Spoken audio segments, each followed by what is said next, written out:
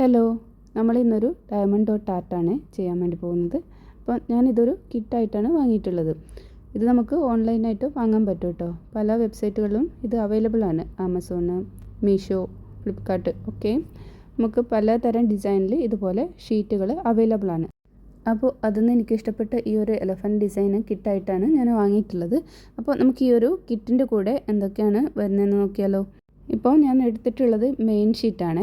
അപ്പോൾ അതിൻ്റെ കൂട്ടത്തിൽ നമുക്കിതുപോലെ ഈ വർക്ക് ചെയ്യാനുള്ള എല്ലാ മെറ്റീരിയൽസും കിട്ടുന്നതാണ്. അപ്പം ഇത് കണ്ടോ, ഇതൊരു ഡയമണ്ട് ഡ്രിൽ പെൻ എന്നാണ് ഇതിന് പറയുക. ഇതിൻ്റെ ബാക്ക് സൈഡിൽ ഒട്ടിക്കാൻ ഒരു ടൂളും കൂടെ കൊടുത്തിട്ടുണ്ട്. അപ്പോൾ രണ്ട് സൈഡ് നമുക്ക് യൂസ് ചെയ്യാം. ഈ ഒരു പ്ലാസ്റ്റിക് കവറിനകത്ത് നിറച്ചും കുഞ്ഞു കുഞ്ഞു പാക്കറ്റുകളിലായിട്ട് പലതരം കളറുകളിലുള്ള ബീഡ്സ് ആണ് കേട്ടോ. ബീഡ്സ് നമ്മൾ ഡയമണ്ട് ഡ്രിൽസ് എന്നാണ് ഇതിന് പറയുക.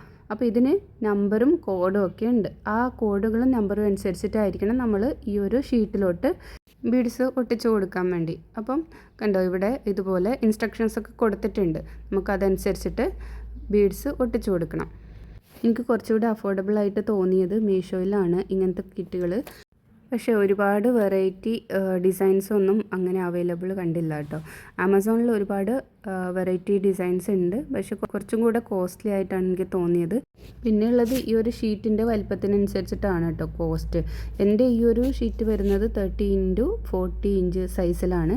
അപ്പോൾ ആ പുറമേ ഉള്ള ഒരു വൈറ്റ് സ്പേസും കൂടിയിട്ടാണ് ഇത്രയൊരു സൈസ് വരുന്നത് കേട്ടോ. ഞാനിപ്പോൾ ഇതുപോലെ ബീഡ്സ് ഈ ട്രെയിലോട്ട് ഇട്ട് കഴിഞ്ഞ് ഇതുപോലെ ഷെയ്ക്ക് ചെയ്യുന്നുണ്ട്. ഷെയ്ക്ക് ചെയ്യുമ്പോൾ നമുക്ക് ബീഡ്സൊക്കെ ഈസി ആയിട്ട് ട്രെയിൽ നിന്ന് എടുക്കാൻ പറ്റും. ഈ ഒരു പെൻ ടൂളും വാക്സ് സ്ട്രിപ്പും ഇതിന് വേണ്ടി തന്നെ യൂസ് ചെയ്യുന്നതാണ്. നമുക്കിതുപോലെ വാക്സ് ചെറുതായിട്ട് ഈ പെന്നിൻ്റെ ഒരു നിബ് പോലെയുള്ള ഒരു ഭാഗമുണ്ട്, അതിലോട്ട് നമുക്ക് ഈസി ആയിട്ട് സ്റ്റിക്ക് ചെയ്തെടുക്കാൻ പറ്റും. എന്നിട്ട് നമുക്ക് ഈ ഒരു നമ്പർ അനുസരിച്ചിട്ട് ഇതിൽ കാണുന്നുണ്ടല്ലോ, ഇതിന് മുകളിലൊരു ചെറിയൊരു പ്ലാസ്റ്റിക് ഷീറ്റ് കൊടുത്തിട്ടുണ്ട് കേട്ടോ. അപ്പോൾ ആ ഒരു പ്ലാസ്റ്റിക് ഷീറ്റ് ഒരു ഭാഗത്തുനിന്ന് മാത്രം വേണം നമ്മൾ അടർത്തിയെടുക്കാനായിട്ട്. കാരണം എന്താണെന്ന് വെച്ചാൽ ഇത് ഷീറ്റ് എന്ന് പറയുന്നത് സ്റ്റിക്കി ആയിട്ടുള്ള ഷീറ്റാണ്. നമുക്ക് വേറെ ഗ്ലൂ ഒന്നും ആവശ്യമില്ല. മെയിനായിട്ടുള്ള പിക്ചർ വരുന്നത് തന്നെ ഒരു ഗ്ലൂവോട് കൂടിയിട്ടാണ്. അപ്പം അതിലോട്ട് നമ്മൾ ഇതുപോലെ ബീഡ്സ് നമ്പർ അനുസരിച്ച് വെച്ച് കൊടുത്താൽ മാത്രം മതി. ഞാൻ ചെയ്യുന്നുള്ള ഈ ഒരു വർക്കിൽ മാത്രം 13,000 ബീഡ്സ്, അതായത് ഡയമണ്ട് ഡ്രിൽസ് നമ്മൾ ഒട്ടിച്ചു കൊടുക്കേണ്ടതുണ്ട്. അപ്പോൾ അതിനനുസരിച്ചിട്ട് ABCD അല്ലെങ്കിൽ നമ്പർ അനുസരിച്ചിട്ടായിരിക്കും ഈ ഒരു കളേഴ്സ് വരുന്നത്. അപ്പോൾ നമുക്കിതുപോലെ നോക്കി ഏതാ കളറ് ഏത് നമ്പറിനാണ് വരുന്നത് എന്നുള്ളത് റെഫർ ചെയ്തിട്ട് വേണം ഒട്ടിച്ചു കൊടുക്കാനായിട്ട്. അതും വളരെ നീറ്റായിട്ട് വേണം ഒട്ടിച്ചു കൊടുക്കാനായിട്ട്. എങ്കിൽ മാത്രമേ നമുക്കൊരു നല്ല ഒരു വർക്ക് കിട്ടുകയുള്ളൂ. പിന്നെ ഇതുപോലുള്ളൊരു വർക്ക് ചെയ്തെടുക്കാനായിട്ട് ഏറ്റവും വേണ്ടതെന്ന് പറഞ്ഞാൽ ക്ഷമയാണ്. ഈ ഫുള്ള് വർക്ക് ഞാൻ കംപ്ലീറ്റ് ചെയ്യാൻ ഏകദേശം 1.5 ആഴ്ചയോളം എടുത്തിട്ടുണ്ട്. അപ്പോൾ നമുക്കിതൊരു ഗിഫ്റ്റ് പർപ്പസിനായിട്ടും നമ്മുടെ വീട്ടിലൊരു വാൾ ഡെക്കറായിട്ടൊക്കെ യൂസ് ചെയ്യാൻ പറ്റുന്ന നല്ലൊരു വർക്കാണ്. അപ്പോൾ ഇതുപോലെ നിങ്ങൾക്ക് ഇഷ്ടപ്പെട്ട ഡിസൈനുകൾ സെലക്ട് ചെയ്തിട്ട് ഇതുപോലെ വർക്ക് ചെയ്യാൻ ശ്രമിച്ചു നോക്കുക കേട്ടോ.